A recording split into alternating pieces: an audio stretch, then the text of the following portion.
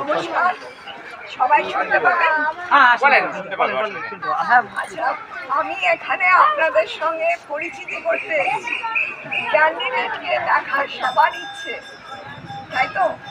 আমারও দেখার ইচ্ছে, আমাদের যারা ভোটার আছেন বা আমাদের মা বোনেদের সবার আমারও খুব দেখার ইচ্ছে, যাতে সম্পর্কটা সহজ সরল হয় এবং কথাবার্তাও সেইভাবেই আমরা কাজ করতে পারি।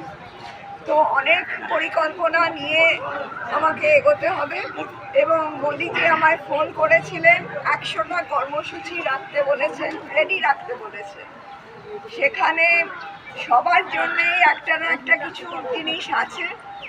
100খানা কথা তো এখন বলা যাবে না, তবে রেলপথ করিমপুর কৃষ্ণনগর হবে, পলাশির সুগার মিল হবে, চাকরির